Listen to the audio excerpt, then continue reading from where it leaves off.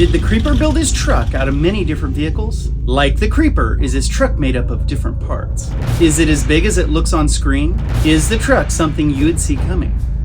Are you sure? These are the questions that never seem to get answered, or at least not answered correctly. But don't worry, we're gonna get to the bottom of it.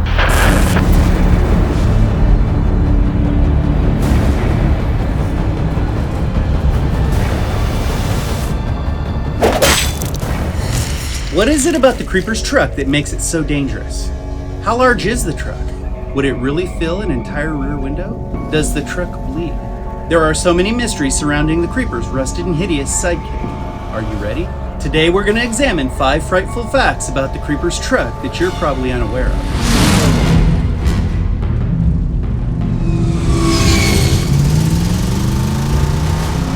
Starting out with number 5. Did the Creeper build its truck out of many different parts?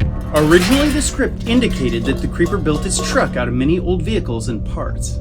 The writer's original vision was, like the Creeper, its truck would have been pieced together using parts from others. This is an interesting thought, and there would have been even more dark similarities between the Creeper and its truck had this thought been brought to fruition. But how would this have been possible? Would the Creeper really have time to build a truck while it's feeding?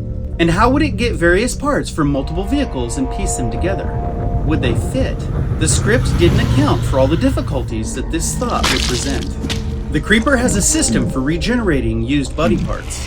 This feat wouldn't be nearly as easy with an old truck. The truck would have no way of rebuilding itself, unless of course it had the same qualities as Christine.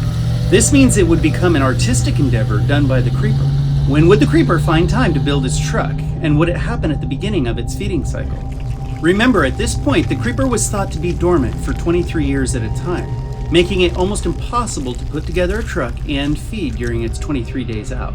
Not only that, but once the script was delivered to the transportation department, they determined it would be too costly to deliver. These were problems that would plague the writer during the scripting process. It was a creepy thought, but not feasible to carry out.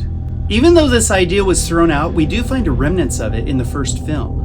If we look closely at the Creeper's truck, one of the headlights sits farther back in its socket than the other does.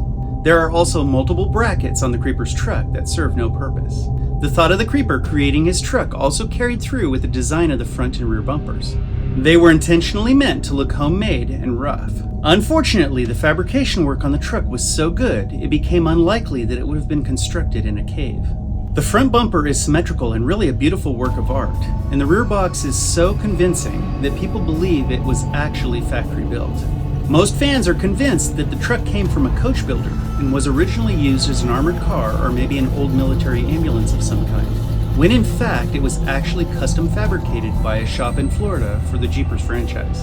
The writer was persistent, and he tried one more time in Jeepers Creepers 3, where the dirt bike riders find the truck. This thing is made up of so many different parts.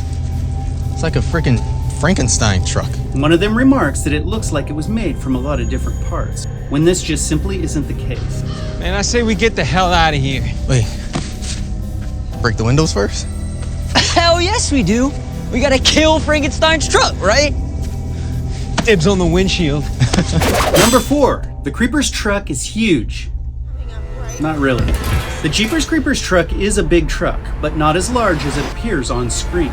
During the making of Jeepers Creepers 3, they had to fabricate a much larger box behind another cab so that actors could stand up and walk around in the back of the truck. The actual height of the interior is just under 6 feet. In Jeepers Creepers 3, we see the Creeper exit the back of his truck chasing Addison, and if we look closely, he's bent down pretty far to get out the rear doors. Whereas in other scenes, the actors are walking around inside the truck uninhibited. Now, this isn't something that's easily noticeable, and they did a great job of making the truck scene larger than life. Go! What the hell's the matter with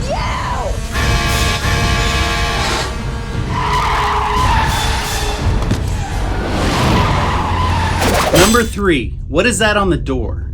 There's a lot of curiosity about the significance of the writing on the driver's door.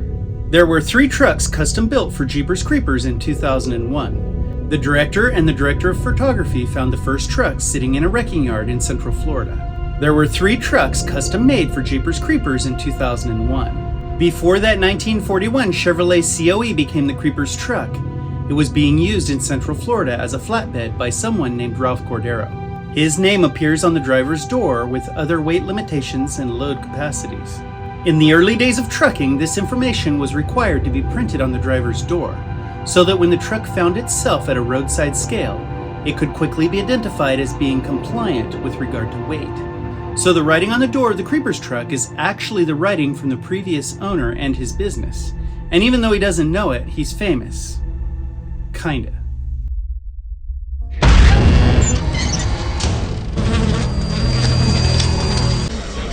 Five. Goddamn slaughterhouse on wheels. Number 2, the Creeper's truck would be absolutely rancid. Can you imagine what it must be like inside the Creeper's truck? In the original script for Jeepers Creepers, Trish and Darry escape from the sheriff's station and run outside. They jump into the first vehicle they come to, and you guessed it, it's the Creeper's truck. As they open the front doors, they're instantly taken back by the smell of rotting flesh. What's more, the Creeper himself might not be as clean as he appears on camera. When Darry grabs the shifter, it's sticky, and so are the pedals. In the Creeper's universe, the Creeper's truck is a terribly disturbing place to visit, full of blood, bodily fluids, and of course, rotting flesh. When the rear doors are open, that smell would instantly hit, and flies would rush past on their way to safety. And as a regularly used, rarely cleaned slaughterhouse on wheels, the sound of large flies would be ever present. As you might imagine, there would be a lot of blood. Not only would it be splattered around the walls, but it would be pooled on the floor, and it would drip through the floor onto the ground wherever it was parked.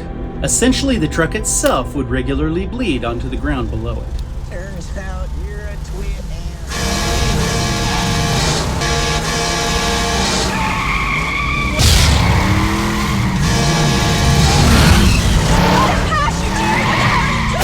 Number 1, how the attack comes.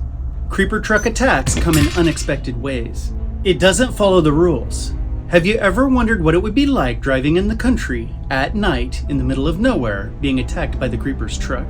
We haven't yet got to witness the Creeper in his truck attacking victims at night, but it does happen, and it happens a lot.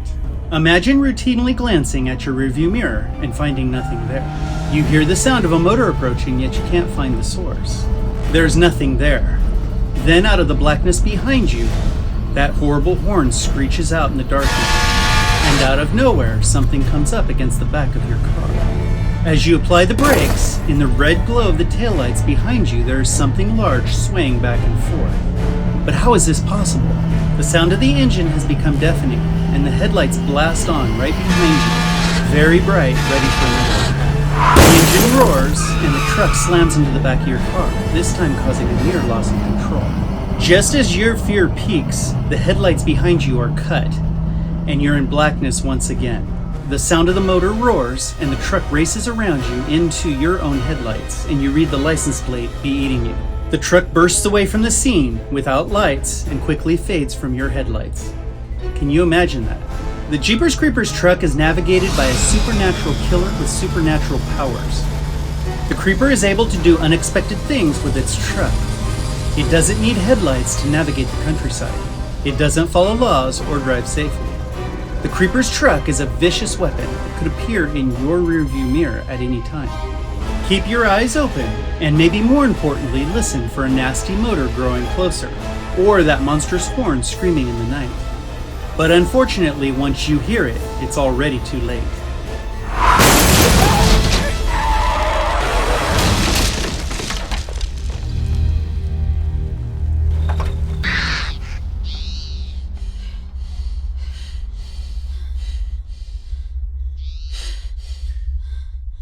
We hope you enjoyed today's show. If you haven't, sub up and join this awesome Jeepers family. And if you click it, the bell shall toll for thee, letting you know that there's new BEATNGU content. Until next time, we'll see ya.